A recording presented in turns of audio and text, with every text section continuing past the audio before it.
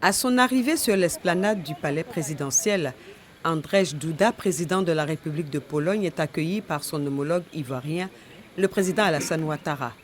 Les deux chefs d'État vont ensuite se plier à la tradition des honneurs militaires, marquée notamment par l'exécution des hymnes nationaux des deux pays et le passage en revue des troupes. Après ce cérémonial militaire, les présidents ivoiriens et polonais, accompagnés de leurs délégations respectives, vont s'entretenir dans l'enceinte du palais présidentiel pour ainsi explorer ensemble les axes de coopération. Cette étape s'achève par la signature d'un mémorandum d'entente entre les ministères des Affaires étrangères des deux pays. Le dit mémorandum institue des consultations politiques régulières afin d'échanger les points de vue en vue de coordonner les positions sur les questions bilatérales et multilatérales d'intérêt commun.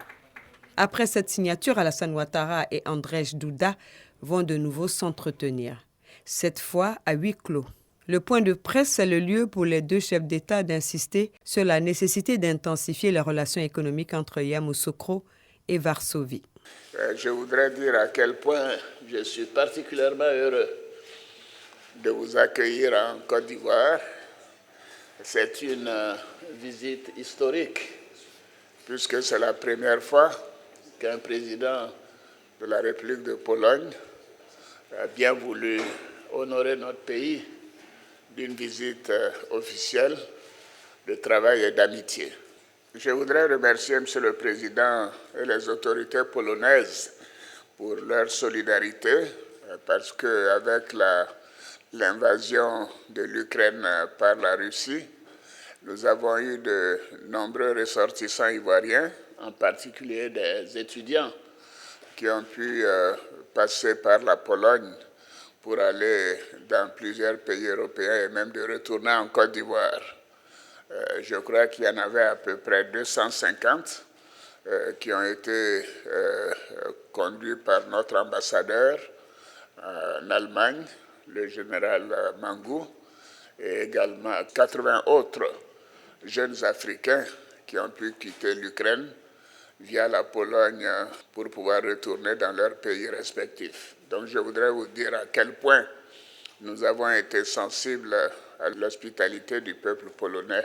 Nous avons eu l'occasion d'évoquer ensemble la situation politique, économique et sécuritaire en Côte d'Ivoire et dans la sous-région.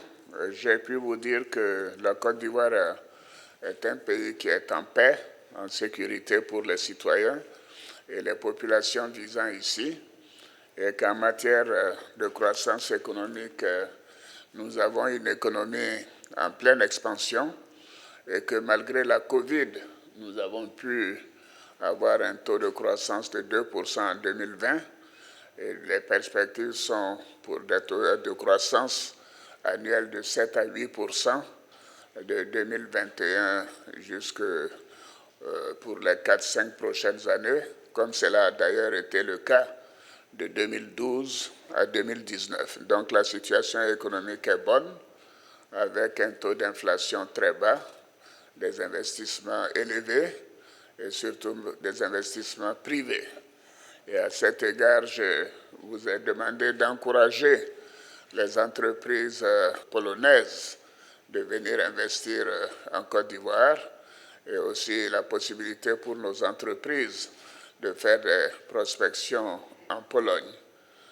Nous sommes mis d'accord pour la possibilité d'organiser un business forum au cours des prochains mois.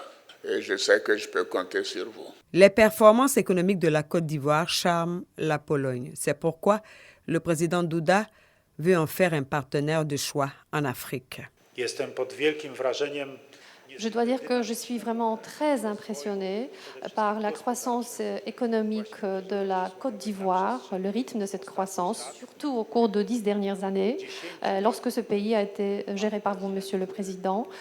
C'est grâce à votre très riche expérience aussi mondiale au niveau des marchés financiers et des institutions internationales. Donc c'est cette riche expérience qui vous a aussi permis de traverser aussi des périodes difficiles. L'objectif donc de ma visite ici en Côte d'Ivoire, en Afrique de l'Ouest, c'est justement de renforcer la coopération, puisque la solution de cette crise se trouve notamment dans une coopération renforcée, donc une coopération renforcée dans ce cas entre la Pologne et la Côte d'Ivoire, dans de tels domaines comme l'agriculture, de nouvelles technologies, l'énergie, donc son exploitation, l'exploration donc minière, mais aussi l'exportation de ressources énergétiques, une coopération aussi technique, donc tout domaine possible de coopération économique, politique, mais aussi interhumaine. Et donc nous sommes tous les deux convaincus que cette coopération est donc justement possible. Lorsque je serai rentrée en Pologne, à Varsovie, je commencerai tout de suite à donc, travailler sur cette possibilité d'organiser donc le Business Forum afin que cela puisse se dérouler aussi vite que possible, afin que nos entrepreneurs puissent se rencontrer et commencer une coopération le plus vite possible. J'espère aussi que aussi vous, Monsieur le Président, vous viendrez rendre visite à la Pologne. Le président Duda a aussi profité de cette visite pour plaider la cause de l'Ukraine auprès des pays africains dans le conflit qui oppose ce pays à la Russie, la Pologne étant un voisin direct de l'Ukraine. Donc pendant ce premier jour de la guerre, la situation à la frontière a été vraiment dramatique. C'est quelque chose que nous n'avons jamais vu avant dans notre histoire. C'est vraiment sans précédent. Et c'est quelque chose qu'ensemble, d'ailleurs, avec l'Ukraine, c'est à quoi nous avons dû faire face pour tout simplement s'occuper de ces gens, pour leur offrir un refuge. Grâce à l'aide internationale, notamment de tels pays comme la Côte d'Ivoire et d'autres États, où le monde tout simplement regagnera la paix, sera plus tranquille, où ce monde et le pays tel que l'Ukraine va fonctionner en accord avec les règles internationales, où l'Ukraine pourra revenir à ses frontières reconnues au niveau international également, où il n'y aura plus d'agression en Ukraine ni de soldats russes. Malgré un soutien affiché à l'Ukraine, le président Alassane Ouattara émet le souhait d'une résolution rapide de cette crise au moyen du dialogue, conformément à la vision d'un monde pacifié de feu le président Félix Houphouët-Boigny.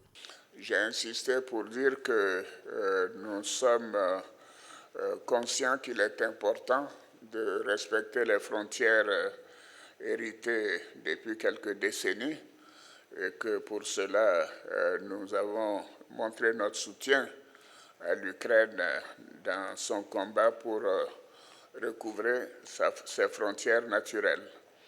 Alors, mais en même temps, nous considérons que cette guerre, bien sûr, est d'abord en Europe.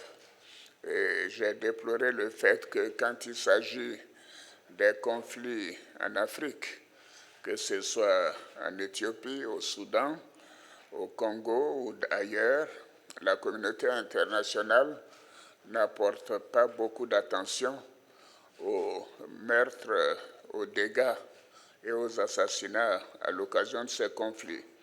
Donc, tout en marquant notre solidarité pour le peuple ukrainien, nous demandons qu'une attention plus précise soit apportée également aux victimes des conflits en Afrique.